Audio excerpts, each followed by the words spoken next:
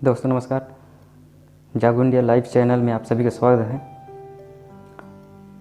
आज मैं अनूपपुर ज़िले के तहसील पुष्पराजगढ़ ग्राम पंचायत बेंदी में जो बैगाम के साथ घटना हुआ है उसके बारे में थोड़ी सी अपनी विचार रखने जा रहा हूँ। जो भी गलतियाँ हों क्षमा चाहूँगा। फॉरेस्ट विभाग के द्वारा वहाँ जो बैगा जाति के लोगों के द्वारा धान की फसल बोई गई थी उसे ज़बरदस्ती नष्ट किया जा रहा है। फॉरेस्ट विभाग का कहना है कि ये फॉरेस्ट विभाग की ज़मीन है। ये बात चलो ठीक है, मान लिया कि आपकी ज़मीन है। जब वो किसान 10-15 साल से वहाँ खेती कर रहे हैं तब आपको पता नहीं था कि ये फॉरेस्ट की ज़मीन है?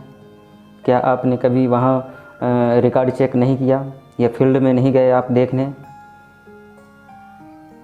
जब उनकी फसल अभी खड़ी है वहाँ पे तब आप अचानक जाके कह रहे हैं कि नहीं ये फॉरेस्ट विभाग की ज़मीन है, इसे खाली करना होगा, नहीं तो आपको मारने पीटने की धमकी दी गई उनको। ये कहाँ का न्याय है? जब आपको ये सब करना था तो सबसे पहले किसान जब फसल नहीं बोए थे उसी समय सूचित करना था, या फिर जंगल को जब काटे थे तभी आपको सूचित करना था कि ये फॉरेस्ट विभाग की ज़मीन है, इस पे आप कृषि कार्य ना करें।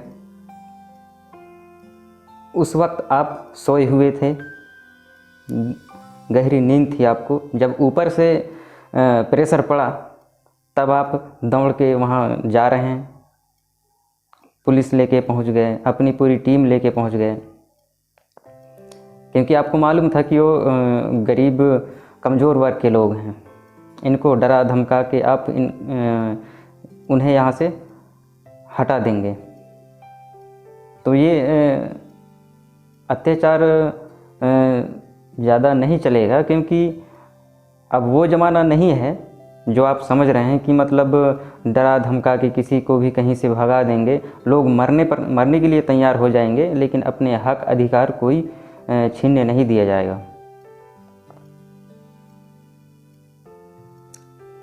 कई जगह ये देखने में आया है कि जो कमज़ोर समाज है उसी को ही प्रताड़ित किया जा रहा है। गुना में भी ऐसा ही हुआ था।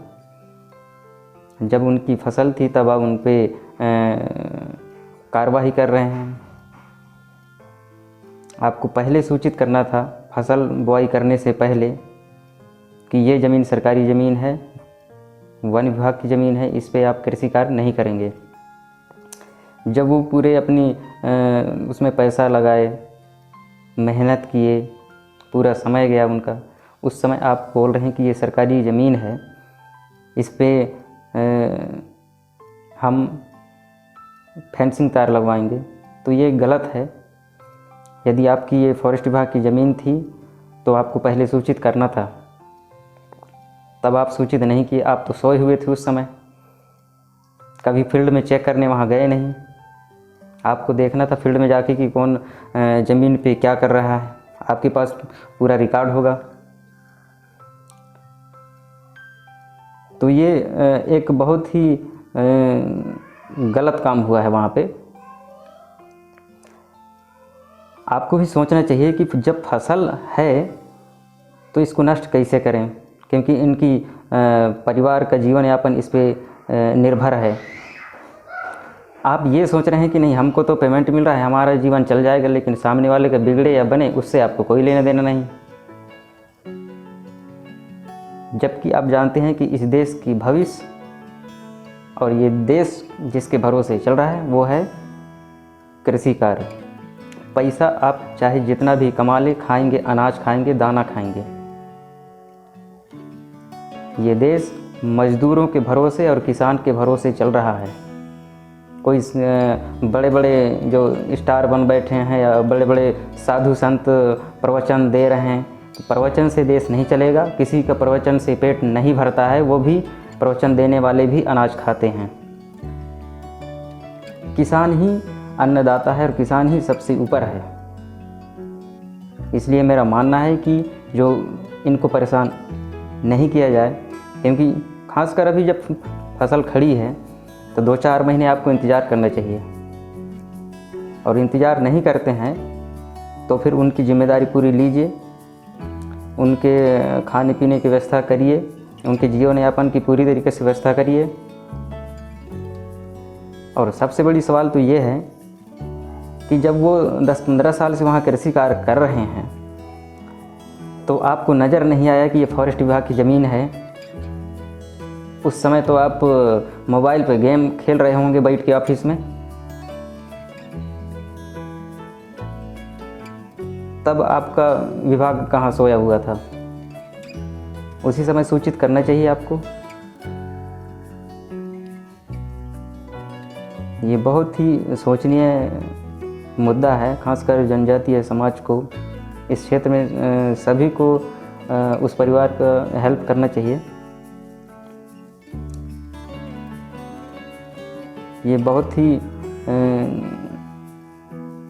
विचारणीय प्रश्न है, इसमें आप सभी का उनको सहयोग चाहिए। मुझे तो ये गलत लगा गुना की घटना को देखने के बाद, और कई जगह अभी ऐसा देखने में आ रहा है कि जो खेती किसानी करते हैं कुछ मतलब इसे सरकारी ज़मीन में, तो उनको जल्दी वहाँ से विस्थापित किया जाता है, मारपीट की भगा दिया जाता है। वहीं पे जो बड़े बड़े धार्मिक स्थलों के लिए ज़मीन दी जाती है, 15 एकड़ 20 एकड़ मंदिर बनाने के लिए, साधु संत वहाँ अपने पूरे परिवार सहित जीवन यापन करते हैं।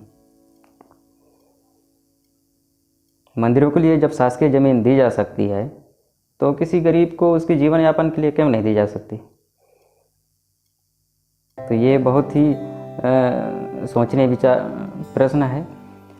आगे इस क्षेत्र में जितने भी जनजातीय समाज के जो संगठन हैं और जो भी आज के पढ़े लिखे युवा हैं, इस बात को समझें कि आखिर देश में हो क्या रहा है। मुझे ये देखकर गलत लगा, इसलिए मैं ये वीडियो बना रहा हूँ। यदि आपको मेरी बातों से कुछ बुरा भला लगा हो तो मैं क्षमा चाहूँगा, और इस वीडियो को आप आगे तक शेयर करें। और ख़ासकर ये डरा हुआ समाज है, जनजातीय समाज डरा हुआ समाज है, ना तो इनकी मीडिया में कहीं पकड़ है और नहीं आगे सत्ता में कहीं पकड़ है, इसलिए डरे हुए हैं सब लोग। इनको डरा धमका के कहीं से भी भगा देते हैं। इस वजह से आप एकता बनाइए, अपने समाज में जागरूकता लाइए, तब आप अपने मांग सरकार से पूरा करा सकते हैं। आप सभी का धन्यवाद।